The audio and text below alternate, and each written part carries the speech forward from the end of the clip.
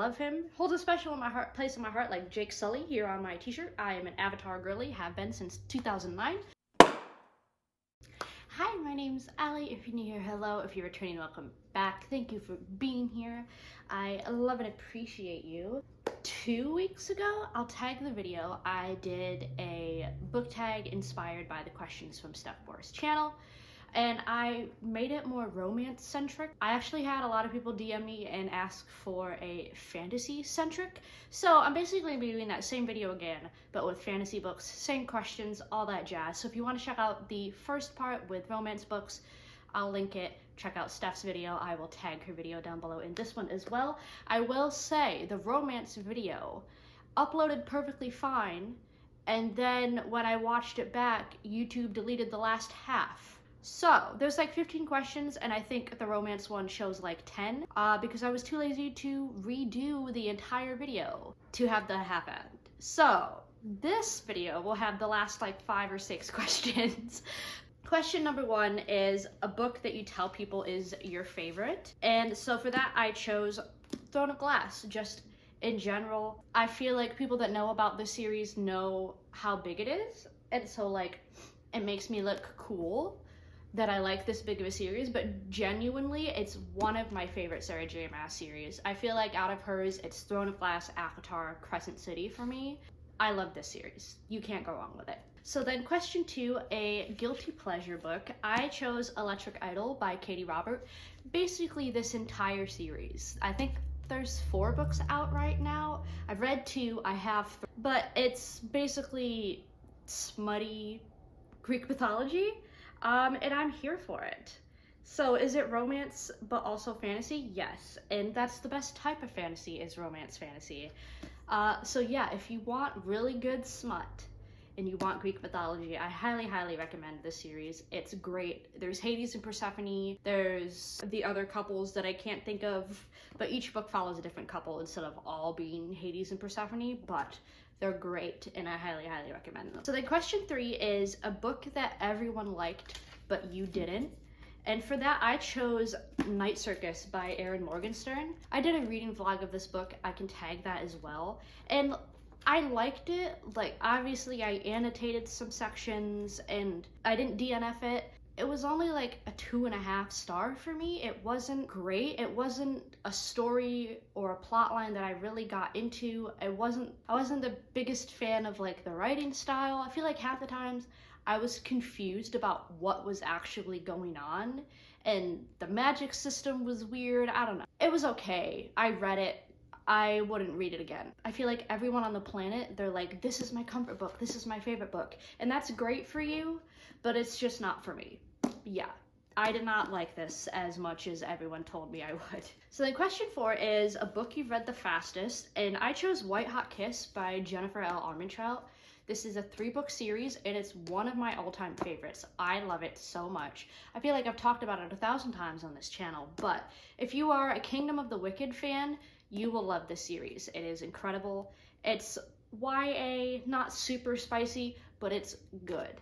It's set in modern times, so you get the fantasy aspect, but not in like 1800s with candles and horses. Great. It's demons, angels, gargoyles, magic, romance, all of that. There's a hot demon prince.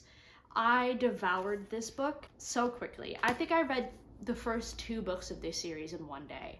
It's iconic, and I feel like people don't talk about it that much other than me, so read it. It's incredible. So then question 5 is a book that deserves more hype.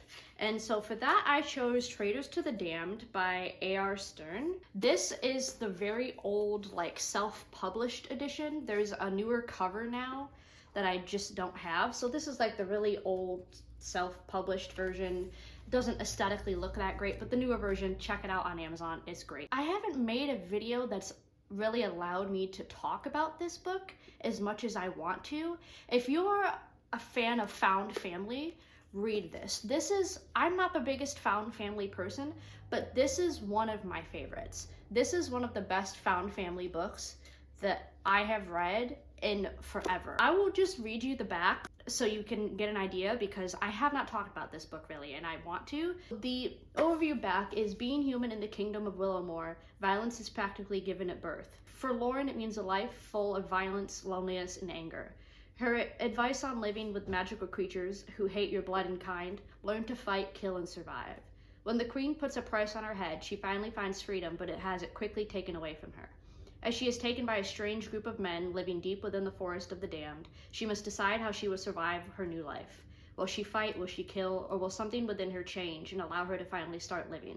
As she learns of the magical world around her and the past she never knew she had, will it change her heart, or will her anger and pain continue to haunt her?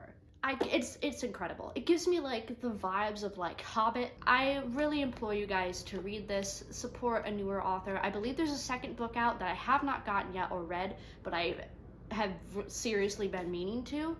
But yeah, please check out this book. It's incredible. It deserves so much hype. It's great. It's unlike any book that I have ever read before. So please, if you take anything from this, take this and go read it. Traitors to the Damned. So 6, a book that's becoming a TV or movie adaptation. This has been a movie adaptation, but I chose Hunger Games by Susan Collins.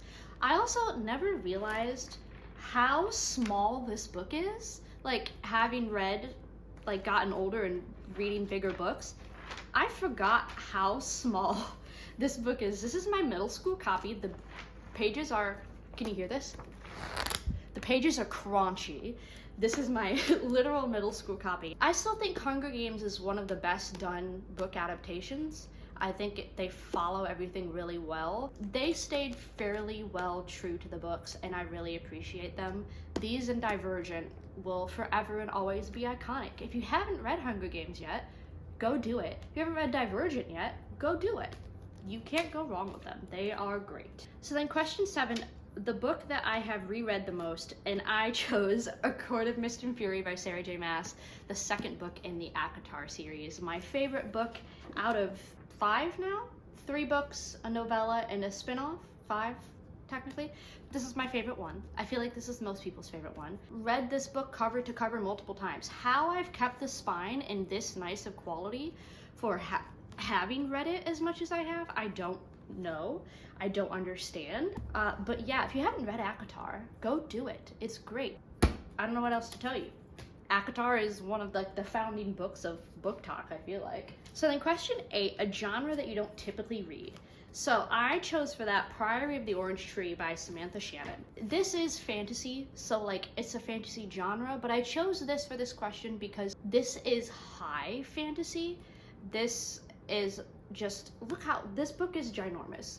This is like almost a 1,000-page book. The second one is out, I have not read it yet. This has so much world building. You can spend an entire chapter just describing the setting, like the birds in the air, the smell of the wind. Like, it's very heavy, very detailed. It took me a couple weeks to read just because of how dense and so much information is in here.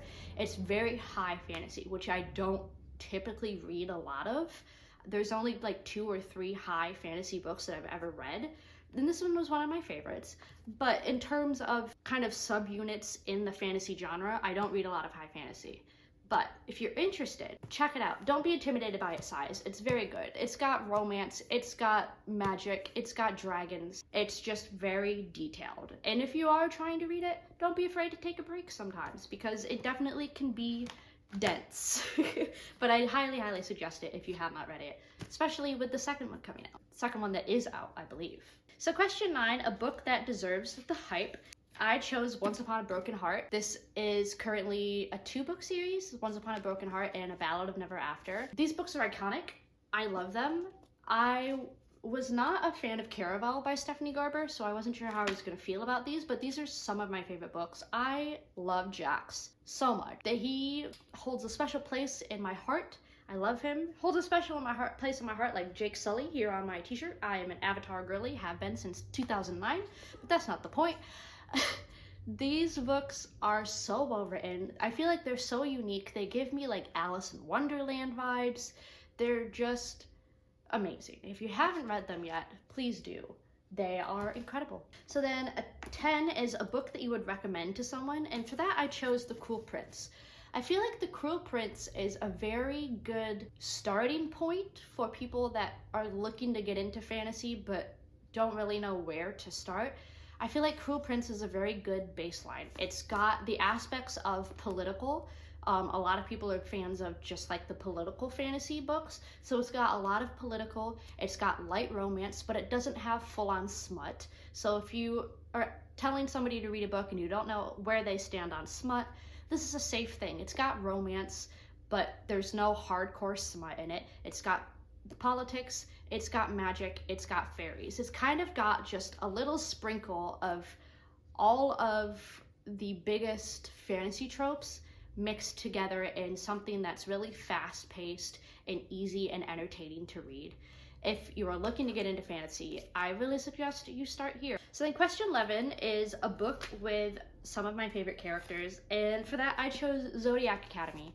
I love this series so much. The way I devoured like 7 books of this series in like 1 month's time, that was an insane time for me. But Zodiac Academy, just, there's so many characters and you can't not love them. They are all great, they're all so unique and have their own subplots going on. It's just, there's so many good couples, there's so many good companionships. It's great. I know that it's not necessarily a series for everyone. I feel like it's kind of like an ACOTAR, you either love it or you hate it. I personally love it and I can't get enough of it. So I've done a million videos. I think Zodiac Academy is probably in most fantasy themed videos I've done. But if you haven't read it yet, I highly encourage you to. It's one of my all-time favorite series. I don't think you'll be disappointed, especially if you are someone that usually agrees with my recommendation and likes the things that I like. I think you'll be a big fan of Zodiac. So then question 12 is like a book with a setting that you would want to live in. For that, I chose Crescent City by Sarah J. Maas. I feel like this might be contradicting myself since earlier I said that Crescent City is kind of like lowest on my favorite SJM tier list. I like the environment of Crescent City. This is another fantasy book that's like modern times, whereas something like ACOTAR, you're working by candlelight. You don't know what a phone is. Like, Crescent City is modern. They have cell phones, they text each other, they go shopping, they get their nails done. Like, it's modern era. I don't know if I would survive in a not modern era. So if I had to live anywhere, I would live in Crescent City so that I could, you know, Uber Eats some food and not have to go hunt my food. I would not survive that way. So then 13, a book that you loved but you thought that you would hate, Hold for Mud Scratches. So question 13, a book that you loved that you thought you were going to hate. I chose These Hollow Vows by Lexi Ryan. I don't know what it was about this book. It had been on my TBR for like 6 months. I think because it was so small and I knew it was YA, I thought that I was going to DNF it. I don't know why, but so many people were telling me that it was great and it was so small and YA. I was like, I'm gonna think this is stupid. I'm gonna think it's annoying. I'm gonna hate the main character. Everybody was saying that it was ACOTAR adjacent, and I feel like, in my personal opinion, most ACOTAR adjacent books have never been that great. So I didn't want to touch this. I was so scared. I really thought I was gonna DNF it, but I really liked it. I haven't read the second book yet. That's still on my TBR. But I loved this so much more than I thought it was. I think I ended up 5-starring this book. If you want maybe a little bit of an introduction into ACOTAR, you aren't ready to start it yet, I really suggest you start here. It's great, and it doesn't have the amount of smut that ACOTAR has. But I loved it. Didn't think I would, but I'm glad I loved it. Are you messing up my focus? I don't have my camera flipped out. Are you messing up my focus like Mudson did in the last video? I guess we'll find out. Post-editing me. Did Atlas mess up the focusing like Mud did last week? Cool. 14, question 14, a book that made you cry. Kingdom of the Ash, the last book in the Throne of Glass series. I love Throne of Glass so much. It's like an 8-book series, so you're able to just feel everything that these characters feel. When I finished this book, I was like, no, there's another book. There has to be. What do they eat for breakfast tomorrow morning? Like, this can't be over. I laughed. I cried. I was angry. I wanted to throw books against the wall with this series. I hadn't cried over a book in so long until I finished this series. It's one of my favorite things in the world. And then finally, question 15, a book that I wish I could reread for the first time. Going back to ACOTAR, I want to be able to read ACOTAR for the first time again and genuinely be shocked about things again, because obviously I can reread these books, but I know what's going to happen. so it never feels the same anymore. I'm never gonna feel the shock of Tamlin versus Ryson again. I'm never going to be that person again, and I miss that. I miss the wonder of it all. If I could erase my memory and forget that a book existed and read it again, it would be this entire series. But yeah, these are all of my books for this book tag. If you want to take these questions and do them on your own or on your own channels, feel free, go ahead. Again, I tagged Steph's video down below so you can watch her original video for this. Again, you can watch my previous like half video of a romance centric. But yeah, thank you guys for being here. I love and appreciate you so much. If you want to follow me anywhere on my social medias, they are down below, as well as my PangoBooks and my Amazon wishlist if you want to check any of those out. Yeah, I'll see you next week. Stay safe, and I love you. Goodbye.